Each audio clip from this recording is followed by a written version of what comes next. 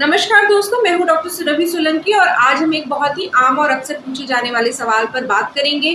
क्या प्रेग्नेंट होने के लिए सेक्स के बाद लेटे रहना जरूरी है?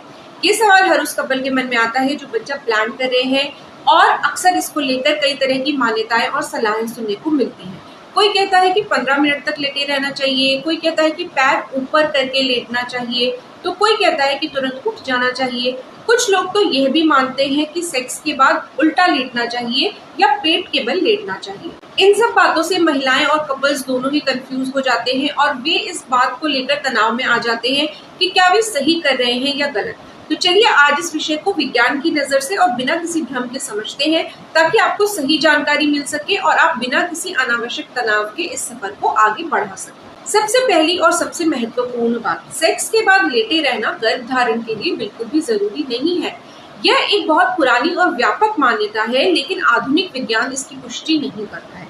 दरअसल स्पर्म्स यानी कि शुक्राणु इतने तेज और सक्षम होते हैं कि वे अपने आप ही अपनी मंजिल तक पहुंच जाते हैं, चाहे आप लेटी हो या खड़ी हो। वैज्ञानिक अध्ययनों के अनुसार स्पर्म 15 मिनट के भीतर ही फैलोपियन ट्यूब्स तक पहुंच सकते हैं। यानी जब तक आप सांस लेने के लिए रुकती हैं या उठती हैं, तब तक वे स्पर्म जो निषेचन यानी कि फर्टिलाइजेशन कर सकते हैं, वे पहले ही अपने रास्ते पर होते हैं। स्पर्म की गति बहुत तेज होती है और वे गर्भाशय ग्रीवा यानी कि सर्विक्स के म्यूकस, सर्वाइकल म्यूकस की मदद से कुछ ही मिनटों में गर्भाशय में प्रवेश कर जाते हैं। इसलिए आपकी पोजीशन का इस प्रक्रिया पर कोई असर नहीं पड़ता है। अब आप सोच रही होंगी, अगर ऐसा है तो आखिर ये मान्यता कहाँ से आई? दरअसल यह धारणा ग्रेविटी यानी कि गुरुत्वाकर्षण के सिद्धांत पर आधारित है कि अगर आप लेटेंगी तो स्पर्म नीचे नहीं गिरेंगे और गर्भाशय की तरफ जाएंगे। लेकिन विज्ञान कहता है कि गुरुत्वाकर्षण का स्पर्म की गति पर कोई असर नहीं होता है।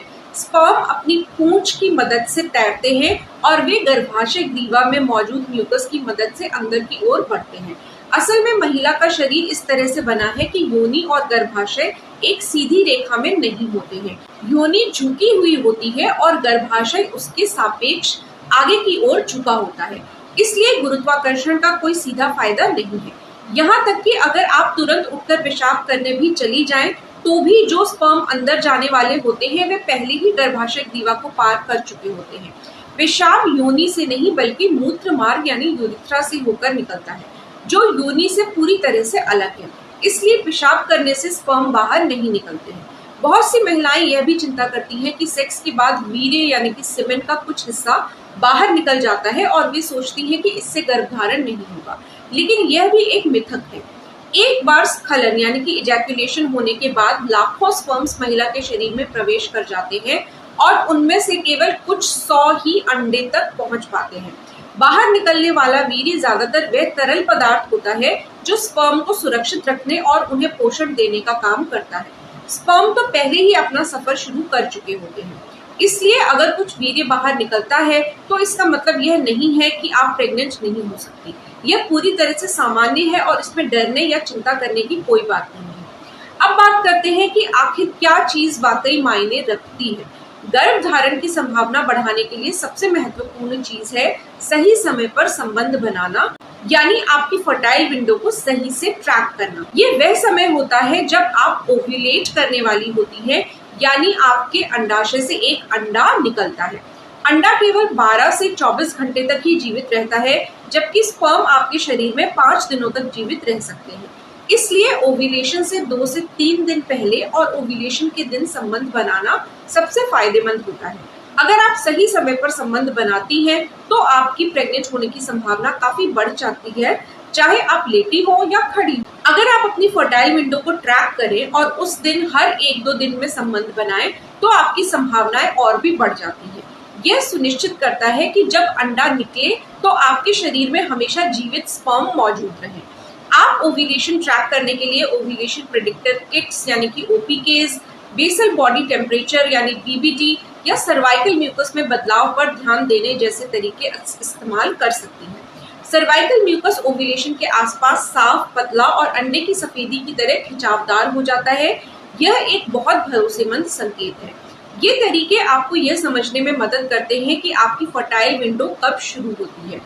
अब अगर आपने 10-15 मिनट तक लेटे रहना चाहा, तो इसमें कोई हर्ज नहीं है, यह आपको मानसिक शांति दे सकता है, लेकिन इसे कोई अनिवार्य नियम न समझे, क्योंकि इसके बिना भी गर्भधारण हो सकता है और इसके साथ भी गर्भधारण नहीं हो सकता है। एक बड़े अध्ययन में यह भी पाया गया है कि IUI यानी कि इंट्रायूट्राइन इंसेमिनेशन के बाद लेटे रहने से कोई फायदा नहीं होता है और कभी कभी तो बिना लेटे रहने वाली महिलाओं में प्रेगनेंसी दर अधिक भी पाई गई है। हालांकि इस बात पर ध्यान दें कि स्पर्म को धीमा करने वाले लुब्रिकेंट्स का इस्तेमाल ना करें। इसके बजाय फर्टिलिटी फ्रेंडली लुब्रिकेंट्स का चुनाव करें जो स्पर्म की गति को प्रभावित नहीं करते हैं। कई सामान्य लुब्रिकेंट्स में ऐसे केमिकल्स होते हैं जो स्पर्म को नुकसान पहुंचा सकते हैं, इसलिए सही चुनाव करना जरूरी है। एक और महत्वपूर्ण बात, तनाव को कम करें। जब आप इस बात को लेकर बहुत ज्यादा चिंतित रहती हैं कि आप सही पोजीशन में हैं या नहीं, तो यह आपके शरीर में तनाव पैदा कर सकता है जो ओव्यूलेशन और गर्भधारण दोनों को प्रभावित कर सकता है। इसलिए इस प्रक्रिया को आनंददायक बनाए रखें, अपने पार्टनर के साथ समय बिताएं और इसे एक मिशन की तरह ना लें। याद रखें, यह सफर जितना शारीरिक है उतना ही मानसिक भी है। तो संक्षेप में अगर कहें तो सेक्स के बाद लेटे रहना बिल्कुल भी जरूरी नहीं है। स्पर्म अपने आप बहुत तेज और सक्षम होते हैं और गुरुत्वाकर्षण से उन्हें कोई मदद नहीं मिलती है। जो चीज वाकई मायने रखती है वह है ओव्यूलेशन के आसपास सही समय पर संबंध बनाना और उस अवधि में नियमित रूप से संबंध बनाना। बाकी चीजों को लेकर तनाव ना लें। अगर आपको लेटने से सुकून मिलता है तो 10-15 मिनट तक लेटी रह सकती हैं, लेकिन अगर आपको उठना है तो बिना किसी चिंता के उठ जाएं। इस प्रक्रिया को आनंददायक और तनाव मुक्त बनाए रखना ही सबसे अच्छा तरीका है। अगर आप 1 साल तक कोशिश करने के बाद भी गर्भधारण नहीं कर पाती हैं या 35 साल से अधिक अगर उम्र है तो 6 महीने तक अगर आप गर्भधारण नहीं कर पाती हैं तो डॉक्टर से सलाह लें। वे आपके लिए फर्टिलिटी टेस्ट और आगे का मार्गदर्शन कर सकते हैं। मुझे उम्मीद है कि इस वीडियो ने आपके उस सवाल का पूरी तरह से स्पष्ट, विज्ञान सम्मत और भरोसेमंद जवाब दिया है। अगर आपके मन में कोई और सवाल है, जैसे कि फर्टाइल विंडो को कैसे ट्रैक करें या स्पर्म की क्वालिटी कैसे सुधारें, तो कमेंट बॉक्स में जरूर लिखें। मैं हर सवाल का जवाब देने की पूरी कोशिश करूंगी। वीडियो को लाइक और शेयर जरूर करें और चैनल को सब्सक्राइब करना ना भूलें। साथ ही बेल आइकन जरूर प्रेस करिएगा ताकि हमारी हर नई वीडियो की नोटिफिकेशन आपको सबसे पहले मिले और आपका कोई भी वीडियो मिस ना हो। अपना और अपने होने वाले बच्चे का ख्याल रखें। धन्यवाद। नमस्कार।